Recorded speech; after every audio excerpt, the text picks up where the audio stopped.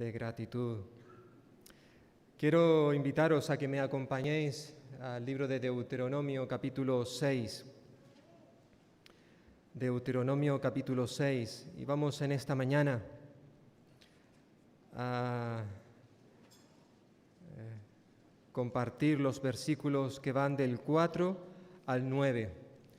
En la última ocasión recordaréis que estuvimos viendo la última parte del capítulo 5 y los primeros 3 versículos del capítulo 6. Pues en esta mañana vamos a centrarnos en los versículos 4 al 9. Y dice así la palabra del Señor.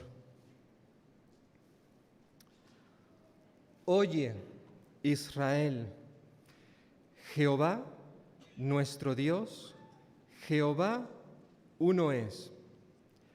Amarás a Jehová tu Dios de todo tu corazón, de toda tu alma y con todas tus fuerzas. Estas palabras que yo te mando hoy estarán sobre tu corazón. Se las repetirás a tus hijos y les hablarás de ellas estando en tu casa y andando por el camino, al acostarte y cuando te levantes. Las atarás como una señal en tu mano y estarán como frontales entre tus ojos. Las escribirás en los postes de tu casa y en tus puertas. Creo que todos nosotros probablemente recordaremos aquel relato que se encuentra en los evangelios, concretamente en el evangelio de Mateo y en el de Marcos, donde en una ocasión un escriba se acercó a Jesús. Los escribas eran los maestros de las Escrituras, aquellos que se encargaban de estudiarla, interpretarla y clasificarla, ¿verdad? Clasificar los mandamientos y las normas que las Escrituras contenían. Y estos escribas, a la hora de estudiar las Escrituras, eran tan escrupulosos que ellos distinguían, encontraban en la ley del Señor, en las Escrituras, más de 600 mandamientos. Al menos eso es lo que ellos distinguían. Por tanto, no nos extraña que en una ocasión, un día, un escriba, estos maestros expertos en la ley, y yo creo que con sinceridad, en este caso, uno de estos hombres se le acercara a Jesús y le preguntara al maestro de los maestros, diciéndole: Maestro, ¿cuál es el primer mandamiento de todos? Claro, si ellos encontraban más de 600 mandamientos, ¿cuál era el más importante, el principal de los mandamientos? Creo que era una pregunta interesante, muy buena pregunta. Yo creo que todos nosotros como cristianos creemos que toda la palabra de Dios, la Biblia, que no es un solo libro, la Biblia la conforman 66 libros, 39 en el Antiguo Testamento y 27 en el Nuevo Testamento. Nosotros como buenos cristianos decimos, toda es importante, toda es palabra de Dios y tenemos toda la razón. Pero entre tantos libros, si tuviéramos que elegir ¿cuál de ellos para nosotros es el más importante? ¿Cuál escogeríamos? O quizás de todo lo que enseña la Biblia, ¿qué es lo más importante que deberíamos saber? porque hay muchas cosas importantes. Pero entre tantas, ¿cuál es la más importante entre todas? Bueno, como muchos de vosotros recordaréis, cuando el escriba, el experto de la ley, le preguntó a Jesús cuál era el primer mandamiento de todos, Jesús le respondió de esta manera.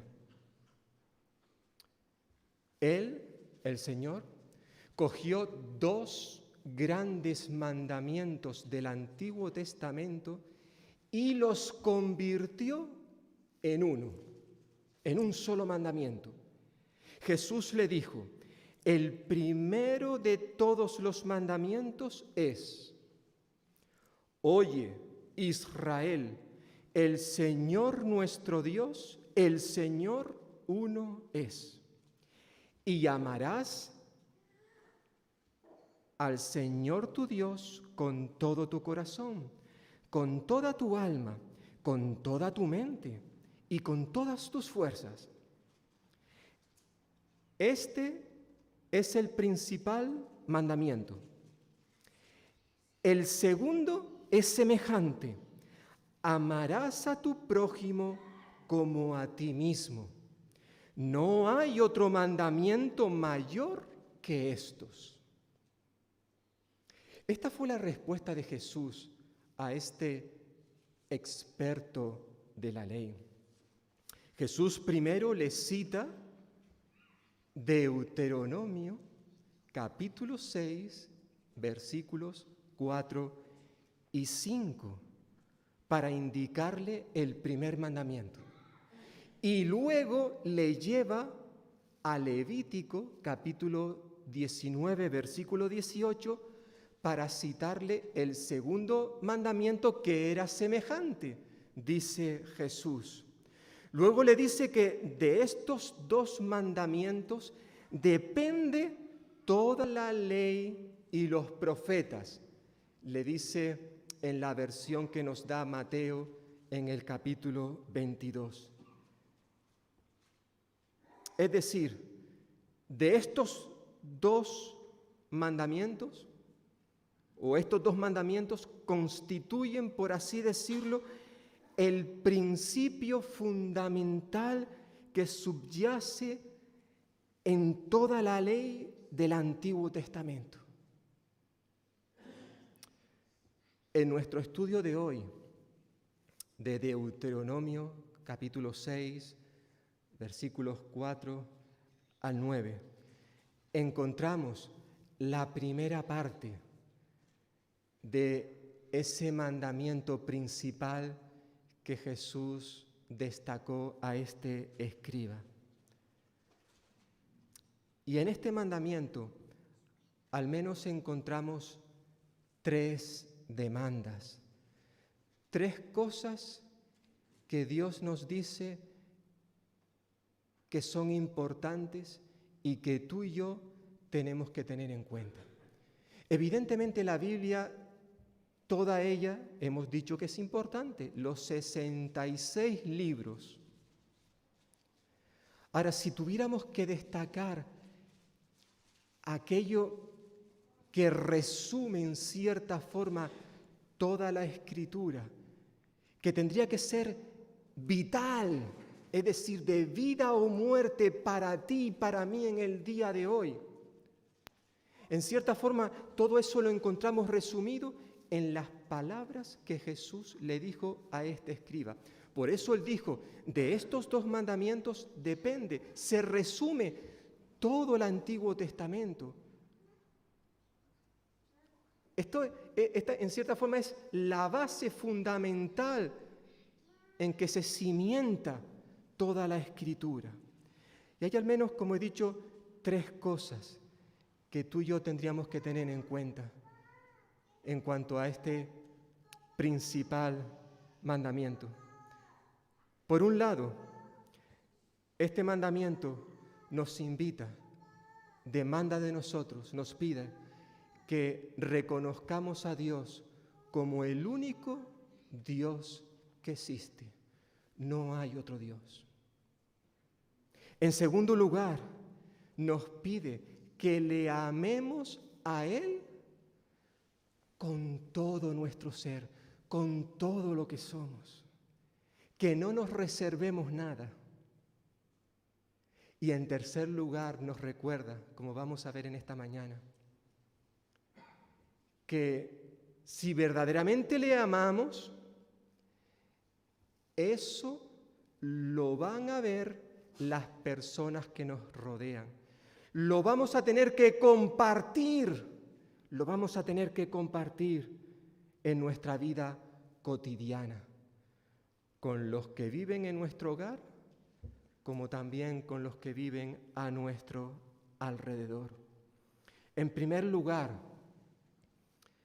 el mandamiento más importante nos lleva a que reconozcamos a Dios como el único Dios. No hay otro. Versículo 4.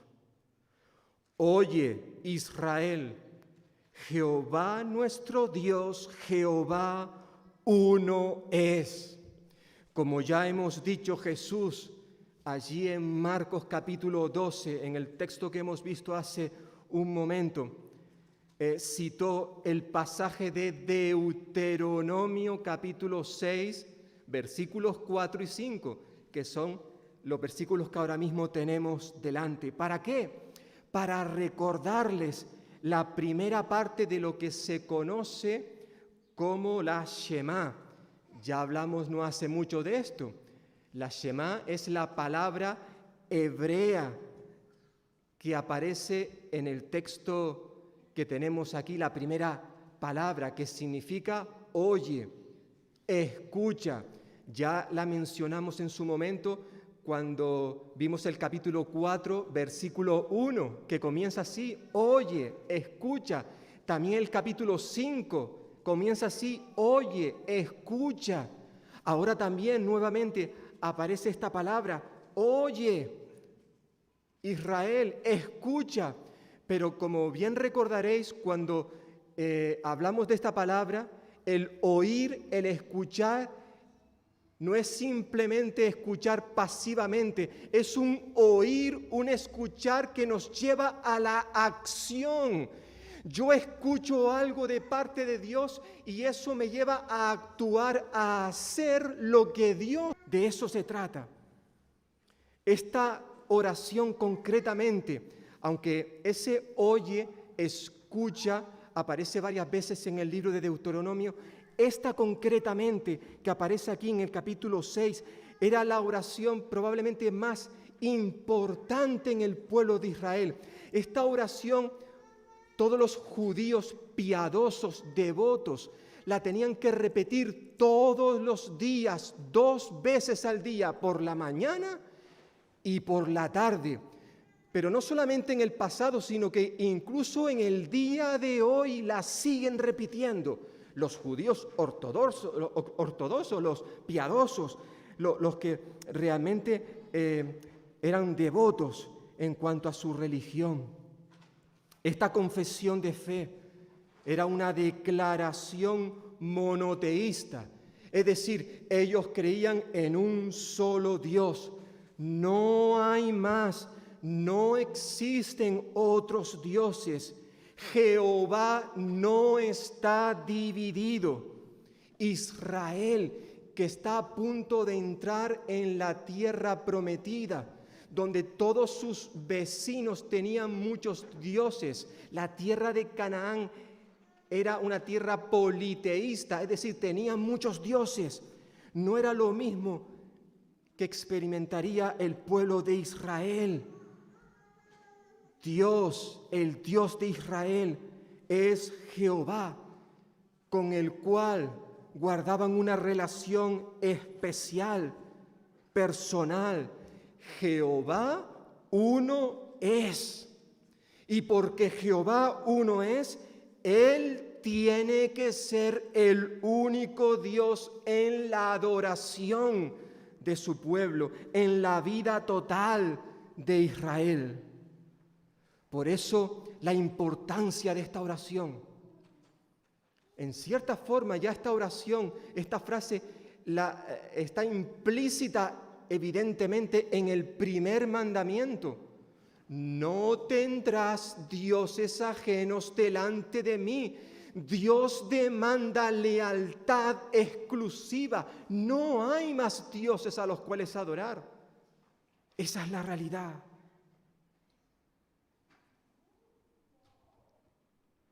De todo lo que hay en la Biblia, evidentemente todo es importante, pero era necesario comenzar recordando, reconociendo que solo hay un Dios. Israel, una vez que entrara en la tierra de Canaán, iban a ser tentados una y otra vez a seguir a los dioses de aquellos pueblos. Como hoy en día tú y yo también, hermanos y hermanas, esa es la realidad. Somos tentados cada día a seguir a los dioses que hay a nuestro alrededor y dejar de adorar al único Dios al cual decimos adorar. No hay, querido hermano, hermana, lo sabemos, pero tenemos que recordarlo. Y en especial a los amigos y amigas que nos puedan estar escuchando en esta mañana, en este lugar, o que nos puedan ver desde sus casas en otro momento. No hay otro Dios que pueda realmente cambiar, transformar nuestras vidas. Por eso esa constante, tanto en el Antiguo Testamento, Dios se identificó a su pueblo, así se dirigió a Moisés en primer lugar. Yo soy el que soy. No había otro Dios. El mismo Señor Jesús luego se va a identificar también utilizando esa expresión, yo soy. Yo soy el camino, o yo soy la verdad. Yo soy la vida. Y con eso no estaba diciendo que Él era un camino entre los muchos caminos que pueden haber, entre las muchas alternativas. Cuando Jesús dijo, yo soy el camino, quería decir, yo soy el único camino que puede llevar a las personas al cielo. Cuando Él dijo, yo soy la verdad, quería decir que Él es la única verdad. Cuando Él dijo, yo soy la vida, quiso decir, yo soy la única vida. Cuando Él dijo, yo soy la luz del mundo, quiso decir que Él es el único que puede iluminarnos para sacarnos de las tinieblas en las cuales en este momento tú te puedas encontrar. Cuando Él dijo, yo soy la resurrección y el que cree en Él tiene vida, quiere decir que todo lo demás no nos da vida, que solo Él es el único que puede darnos vida, y no solamente aquí en la tierra, sino cuando acabe nuestro peregrinar en este mundo. Yo soy el único que puede satisfacer todas tus necesidades.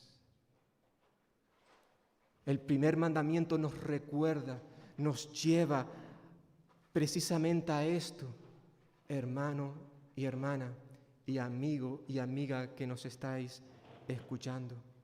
Reconocerle como el único Dios. Y si hacemos esto, si realmente reconocemos que Él es el único, entonces eso nos llevará, en segundo lugar, a amarle con todo lo que somos, con todo nuestro ser. Versículo 5. Amarás a Jehová tu Dios de todo tu corazón, de toda tu alma y con todas tus fuerzas. Como bien recordábamos hace un momento en la conversación, en la respuesta que Jesús le da al escriba, el Señor le hace ver a este hombre que toda la ley de Dios se resume en el amor. Primeramente, en el amor hacia Dios y en segundo lugar, en el amor hacia el prójimo. Esta confesión de fe que es vital para los judíos, se enfatiza el hecho de que este uno y único Dios exige amor y lealtad. Estos tres términos que aparecen aquí, corazón, alma y fuerza. Amarás al Señor con todo tu corazón, con toda tu alma, con todas tus fuerzas.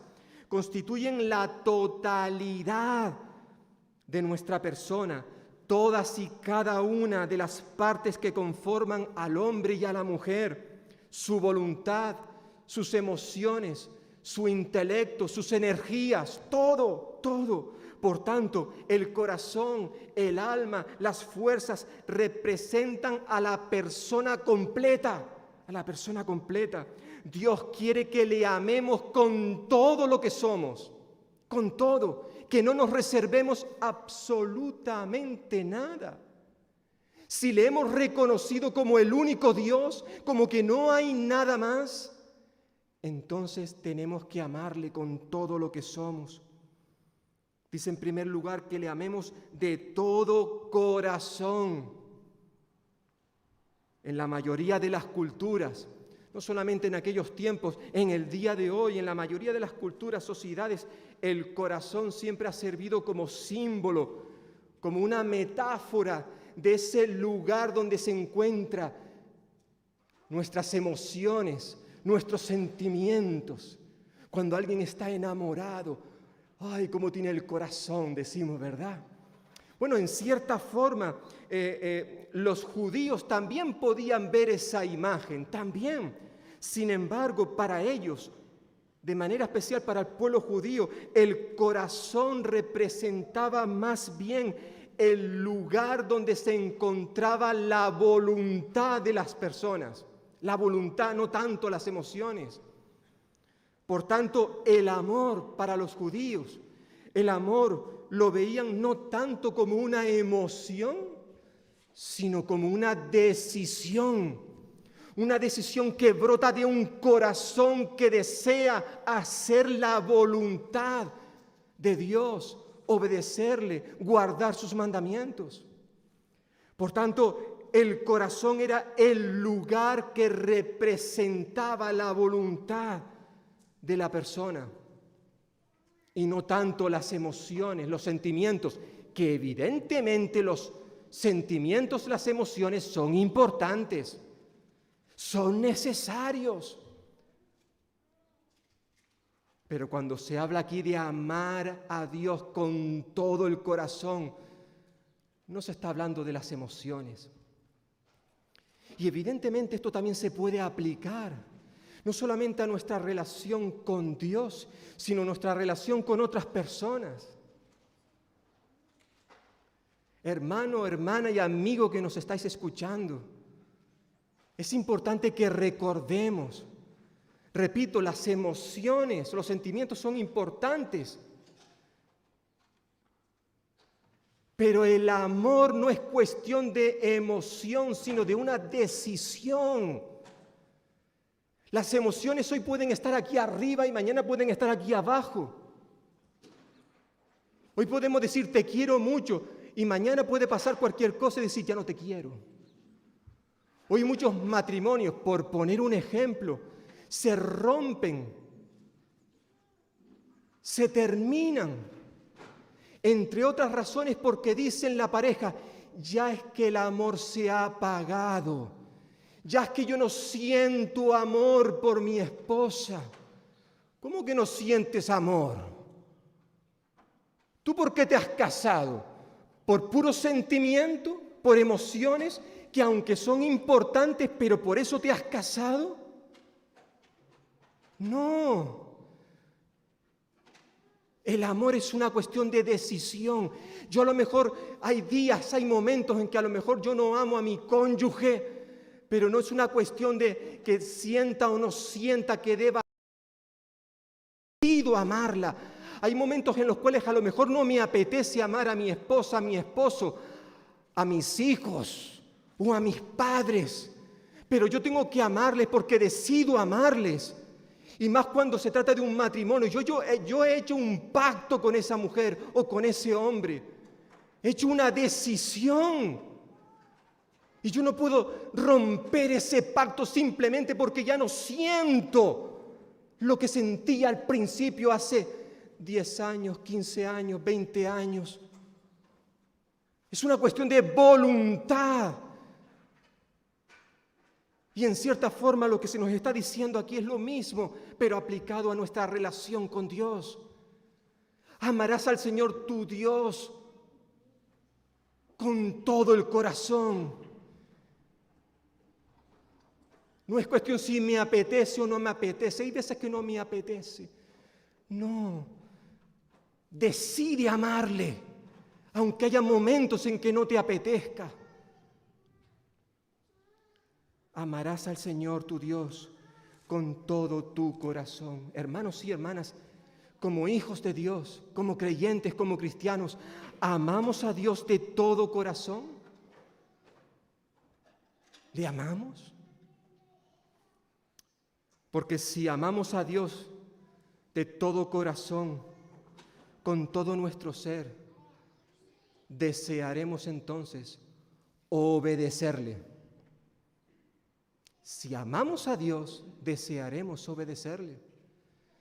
Eso es lo que Jesús recuerda precisamente en aquel capítulo 14 de Juan.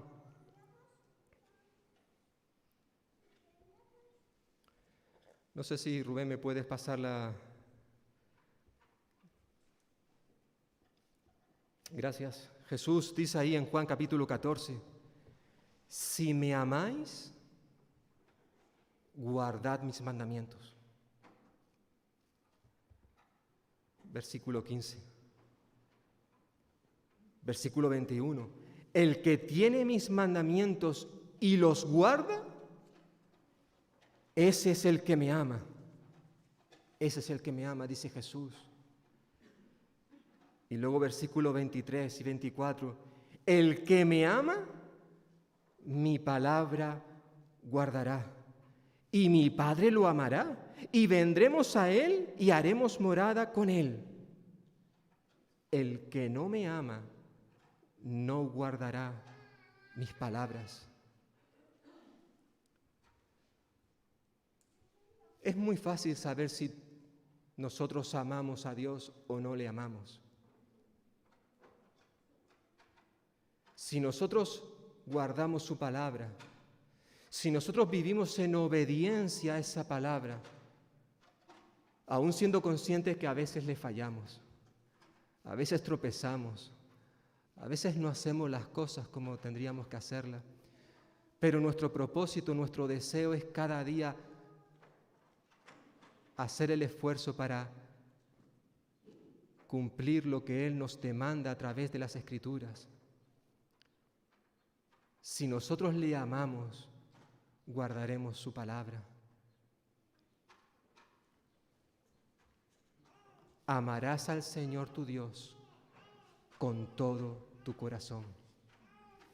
Pero hay dos cosas más que dice también al texto. Dice que hay que amarle con toda nuestra alma. Definir el alma no es fácil. No es fácil. Algunos dicen que en el Antiguo Testamento el alma representa los sentimientos y los deseos humanos. Lo cierto es que probablemente eso de amar al Señor con toda nuestra alma quiera decir amarle con todo nuestro ser interior, con todo nuestro ser, amarle con toda tu alma y amarle con todas tus fuerzas, es decir, con todas tus energías, con todas tus energías. Él quiere que le amemos sin ponernos límites, que no nos reservemos nada para nosotros. Dios quiere que le amemos sin preocuparnos en pensar si quizás nos podemos pasar amándole demasiado. Hermano y hermana, jamás nos pasaremos de la raya en cuanto a amar demasiado al Señor. Jamás en la vida. Por tanto, no te preocupes si tú crees que estás amando demasiado al Señor. Ámale con todas tus energías, con todas tus energías. Es interesante que aunque aquí aparecen estos tres términos, amar al Señor con todo el corazón, alma y fuerzas, en el texto de Marcos capítulo 2, en esa conversación que Jesús tiene con el escriba, el Señor añade una más. Dice, y amarás también con toda tu mente, con toda tu mente. Jesús se tomó esa libertad, tenía todo el derecho. Amarle con la mente es amarle con un amor inteligente, reflexivo, racional. Dios quiere que le amemos no solo con el corazón, sino también con la mente. No tiene por qué separarse. Y luego nos dice aquí en nuestro texto de Deuteronomio, versículo 6, dice, y estas palabras, es decir, se refiere a los mandamientos, las leyes que Dios había entregado a Moisés, estas palabras estarán sobre tu corazón. Es decir, estas palabras deben de ocupar el centro de tu vida, el centro de cada israelita.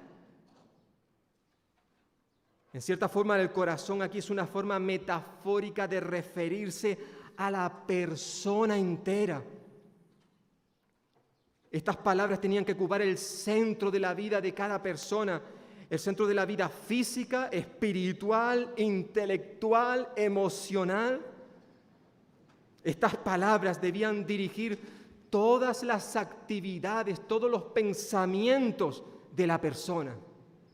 Estas palabras estarán sobre tu corazón. Es interesante si os fijáis en el texto, el énfasis en la repetición de la palabra todo. Todo, Amarás al Señor tu Dios con todo tu corazón, con toda tu alma, con todas tus fuerzas. Y Jesús dice, con toda tu mente, con toda.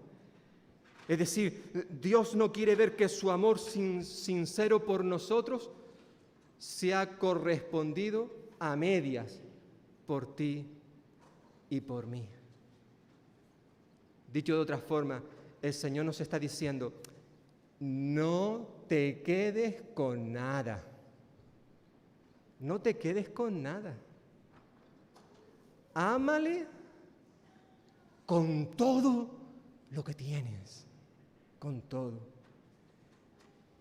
El apóstol Pablo, cuando escribió su carta a los Romanos, capítulo 8, él nos recordaba diciéndonos que Dios, el que no escatimó ni a su propio Hijo, sino que lo entregó por todos nosotros, ¿cómo no nos va a dar con Él todas las demás cosas? Es decir, nos está diciendo, mira, Dios, Él no escatimó ni a su propio Hijo, o sea, Dios nos ofreció todo lo que tenía, lo más valioso, y lo más valioso era su Hijo unigénito, como lo dirá luego Juan en capítulo 3, versículo 16, el evangelista, con aquellas preciosas palabras que de tal manera amó Dios al mundo, es decir, a ti y a mí, que precisamente para demostrarnos ese amor tan inmenso, con esa magnitud tan impresionante, que Él ofreció lo más valioso que tenía, lo entregó todo a su propio Hijo, su unigénito.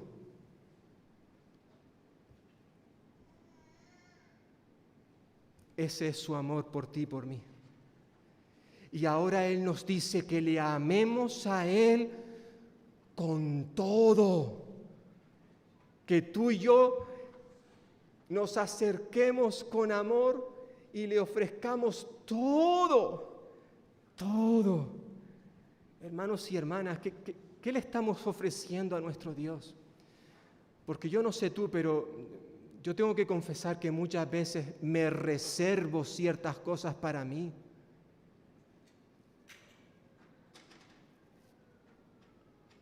A veces ese todo no es una realidad en mi vida.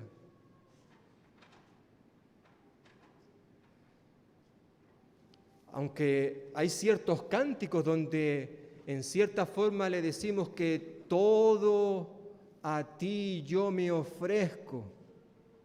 Hay coros, hay himnos donde decimos esto, que no importa lo que tenga que pasar, que todo a ti yo, Señor, te voy a entregar. Pero luego a la primera de cambio, cualquier cosa vale para justificar, por ejemplo, el no asistir a un culto, el no servirle con mis dones, el no darle lo que Él se merece, el negarle el saludo a un hermano o una hermana, cuando Dios me dice que tengo que hacerlo, o el negarle el perdón a alguien cuando Dios dice perdonaos unos a otros, pero yo digo, yo no le voy a perdonar a fulanito. Ya, pero Dios te está diciendo que perdones. Da igual lo que te hayan hecho. Y si son 70 veces 7, 70 veces 7, pero tú tienes que perdonar. Pero tú dices, no, yo no lo hago. Y no le estamos dando todo. Hay ciertas cosas que nos las quedamos para nosotros. ¿O no es cierto? ¿O solamente eso me pasa a mí?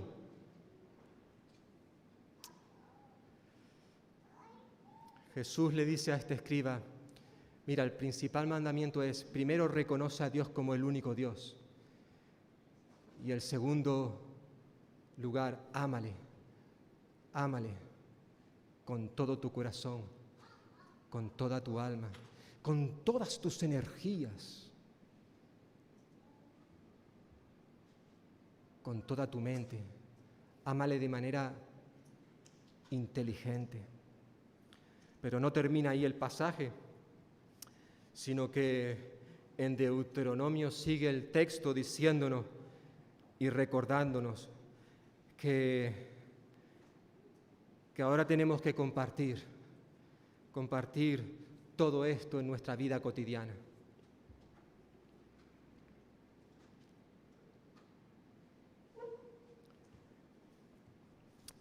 Como hemos señalado en el versículo 6, los israelitas tenían que hacer de la palabra de Dios el centro de sus vidas. Dice, estas palabras que yo te mando hoy estarán sobre tu corazón. Ahora bien, no quiere decir que esas palabras tenían que quedarse ahí, en el corazón. No.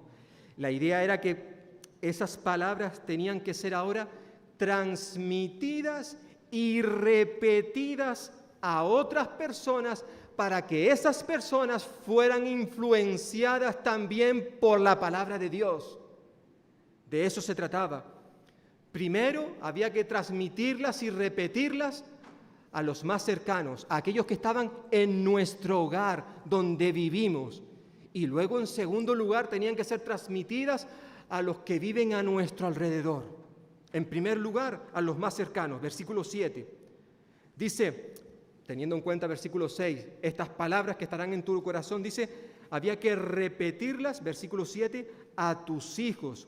Y les hablará de ellas estando en tu casa y andando por el camino, al acostarte y cuando te levantes.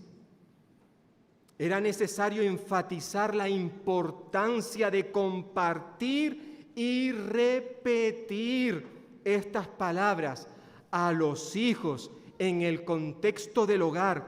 Dice, estando en tu casa e incluso fuera de la casa, en el camino, dice. El propósito era que los hijos, desde que se levantaban por la mañana de la cama hasta que se acostaban por la noche en la cama, tenían que estar saturados de la palabra de Dios. Y hermanos y hermanas, no era cuestión de que los padres estuvieran siendo unos pesados ahí con la Biblia, en este caso con un pergamino o con un rollo de Isaías, el profeta Isaías. Hijo mío, mira lo que dice el profeta Isaías. No era cuestión de esto. No. Aunque evidentemente eso también se podía hacer, el leerles las Escrituras. No. Dice el texto, se las repetirás a tus hijos y les hablarás de ellas estando en tu casa y andando por el camino, al acostarte y cuando te levantes. Es decir, era la responsabilidad de los padres transmitir la fe como un estilo, como una forma de vivir, como una actividad diaria. Los hijos tenían que ver en sus padres que ellos realmente estaban comprometidos con Dios. No solamente porque les leían las Escrituras en momentos puntuales del día, que podía ser, sino porque ellos vivían en el día a día a Dios en sus vidas, vivían. Este énfasis en la responsabilidad de sus padres o de los padres es algo que se repite constantemente en este libro como en otros libros. ¿Quién nos recuerda aquellas palabras del libro de Proverbios? Instruye al niño en su camino y aun cuando fuere viejo no se apartará de él. O ese mismo texto, pero en la versión Dios habla hoy, dice: dale buena educación al niño de hoy y el viejo de mañana jamás lo abandonará. Hermanos y hermanas, yo doy gracias al Señor por la formación bíblica que yo recibí en mi iglesia en la escuela dominical. Aún recuerdo a esas profesoras, la mayoría eran profesoras. Yo tuve profesores, hombres, creo que a partir de los 14 años, por ahí. No recuerdo a hombres dando clase en la escuela dominical, eran todos mujeres. Tengo aquí un marcador que lo sigo llevando conmigo en mi Biblia, un marcador de Biblia que me lo regaló con cariño Oneida para Benjamín como recuerdo de su último domingo en la clase de joyas, porque las clases de escuela dominical tenían sus nombres: campanitas y velitas, estrellitas. Este era mi último domingo. Yo tenía 9 años. Ya han pasado más de 40 años. Y recuerdo perfectamente aquellas clases. La enseñanza, lo que me transmitieron. Es un privilegio las iglesias como esta aquí en Valdepeñas, que tiene a hermanas y hermanos que dedican horas de formación para luego, algunos domingos, tener a nuestros niños y enseñarles la palabra de Dios. Damos gracias al Señor porque esto se ha mantenido en esta iglesia a lo largo de su historia. Qué bueno, qué bendición ha sido la escuela dominical. Pero queridos padres y madres, como ya en otras ocasiones lo ha recordado la directora, la responsable que tenemos actualmente en la escuela dominical, y se ha recordado a lo largo, creo que de muchos años, la escuela dominical, por muy agradecidos que estemos de su trabajo, de su ministerio, no puede tomar el lugar de los padres y madres. No puede tomarlo. El hogar, vuestras casas, tiene que ser ese sitio, ese contexto donde vuestros hijos sean formados, sean educados en la enseñanza bíblica. Y no es cuestión de simplemente celebrar un culto familiar. Yo no sé si eso existe ya. Yo recuerdo que eso existía en mis tiempos. El culto familiar, que eso es una bendición, pero es mucho más que el culto familiar. Vuestros hijos tienen que ver en los padres, también en los abuelos, que esos padres y madres viven. Su forma de vivir es un compromiso constante con el Cristo crucificado y resucitado del cual hablábamos el domingo pasado. Que sus padres tienen una relación personal íntima con Jesús. Que sus padres dedican tiempo a la lectura de la Biblia cada día. Que ven a sus padres orar cada día. Comprometidos con la asistencia a los cultos. Que sus padres se respetan unos a otros. Que se hablan bien. Que se aman. Que se dicen cosas agradables. Que, por ejemplo, el padre no critica constantemente cómo ha salido la comida de la madre, si es ella la que hace la comida. Porque si evidentemente un hijo o una hija constantemente ve que su padre está criticando cómo ha salido la comida, ese hijo, esa hija está siendo educado de una manera que evidentemente le va a pasar factura en el día de mañana. Ahora, si esos hijos ven como un padre constantemente está dándole las gracias a su esposa por el trabajo que hace ella en el hogar, si es ella quien lo hace, pues evidentemente están educando a sus hijos de una forma con valores, con principios bíblicos también. No es cuestión de estar detrás de los hijos. Le repetirás a tus hijos hasta que se levanten, hasta que se acuesten las Escrituras. No es cuestión de simplemente eso, aunque eso es importante. Es mucho más que eso. Es un estilo, una forma de vivir. Una forma de vivir.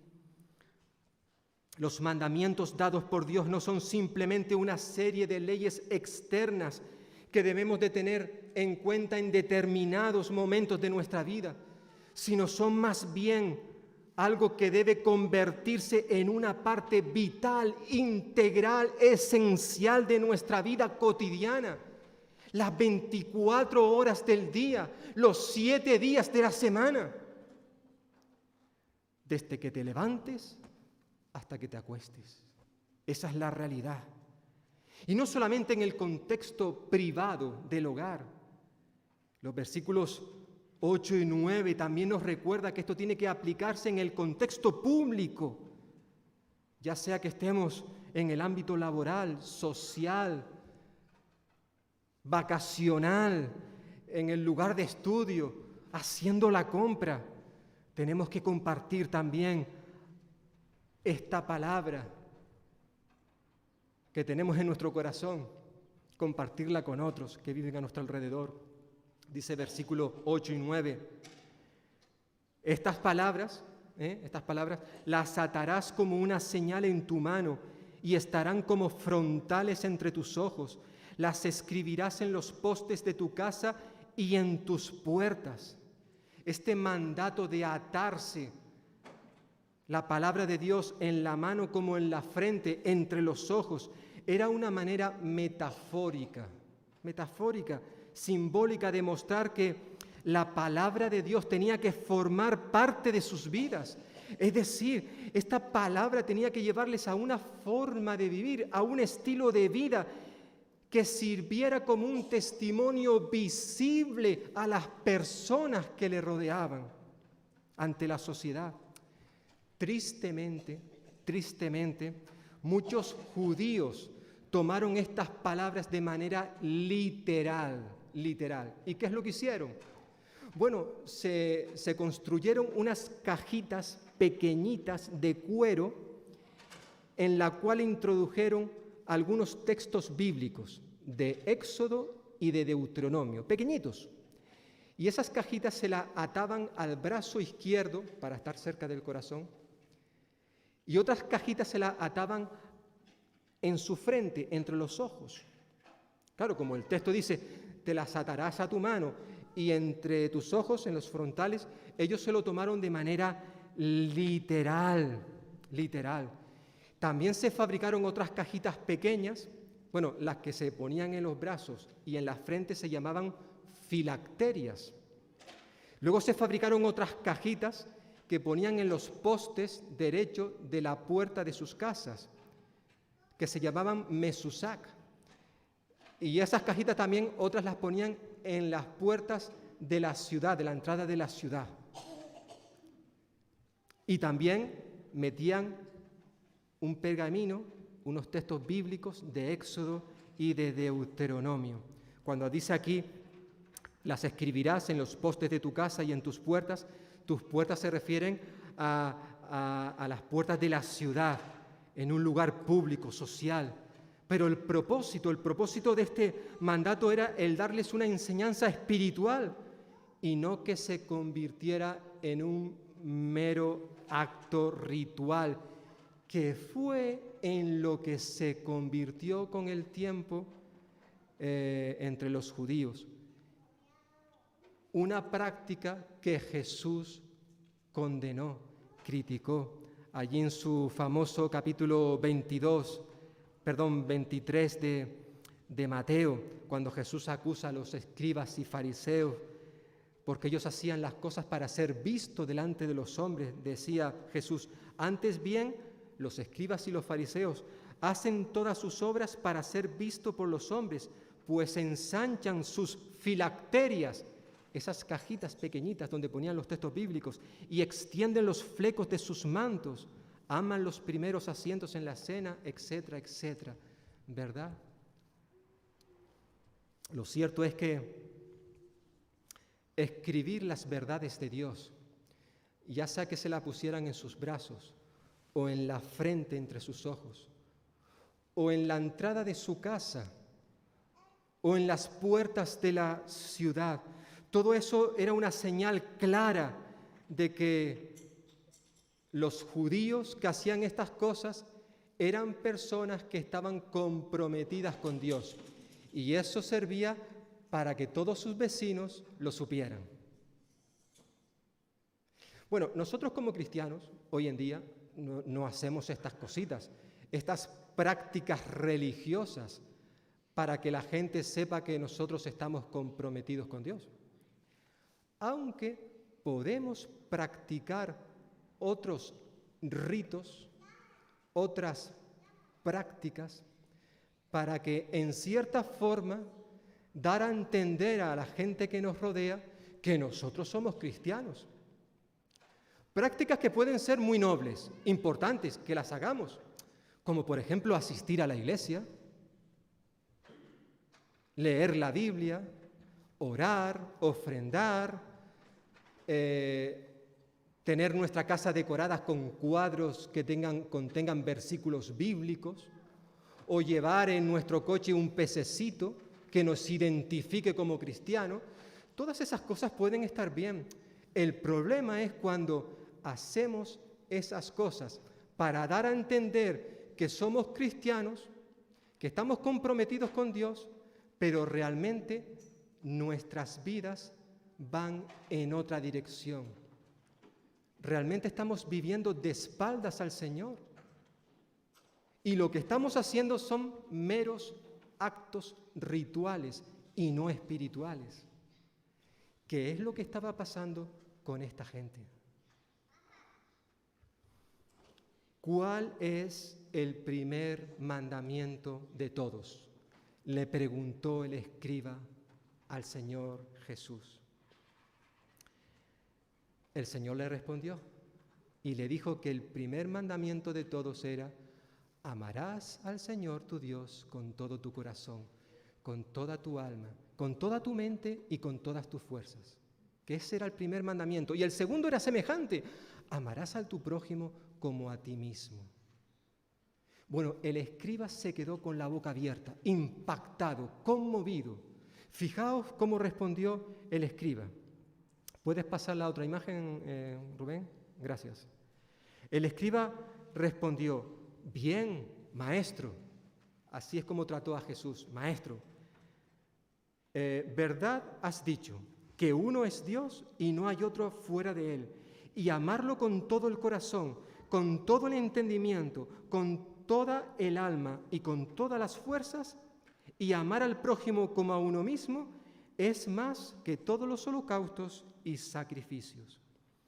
Es decir, el escriba no solamente reconoce que Jesús está diciendo la verdad, sino que añade que el amor a Dios y el amor al prójimo está por encima de los holocaustos y sacrificios. En cierta forma, este hombre está recordando una verdad que se enfatiza, se repite constantemente en las Escrituras, constantemente. Es decir, que para Dios es más importante que tú y yo le amemos que cualquier otra cosa que podamos ofrecerle. Podemos venir cada domingo a este lugar y hacerlo durante años, no perdernos ni un culto, ofrendar, participar en un ministerio, leer la Biblia cada día, orar cada día, cumplir con esos rituales y aún con todo eso estar a kilómetros y kilómetros y kilómetros lejos de Dios.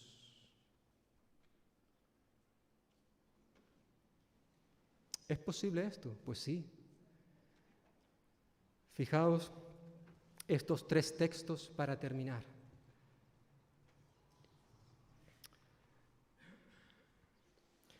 Decía el Salmo 51 el rey David, pues tú, haciendo referencia al Señor, tú, Señor, tú no quieres ofrendas ni holocausto, porque si el Señor realmente quisiera eso, dice el rey David, yo te lo daría, pero eso no es lo que a ti te agrada, Señor.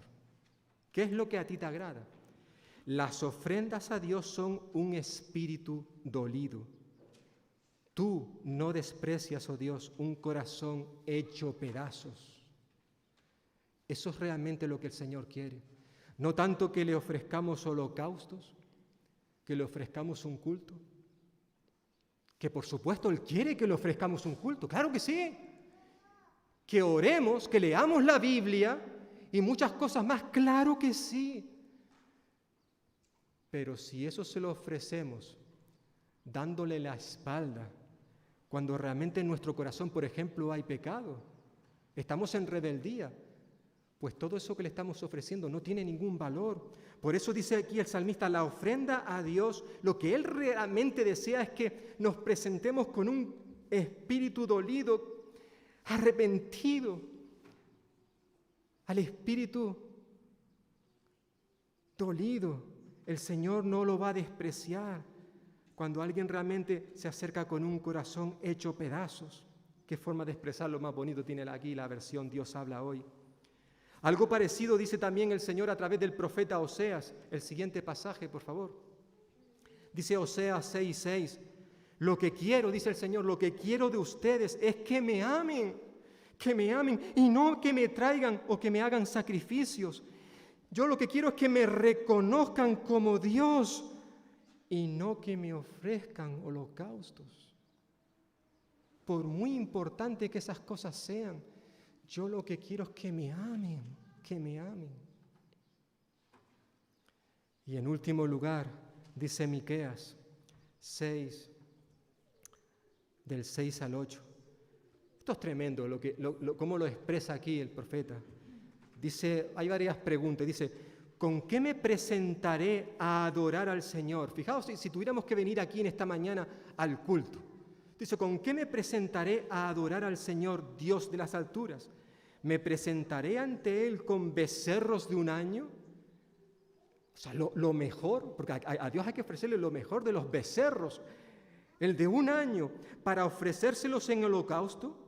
¿Se alegrará el Señor si le ofrezco 1000 carneros o 10,000 ríos de aceite? Por supuesto, del mejor aceite.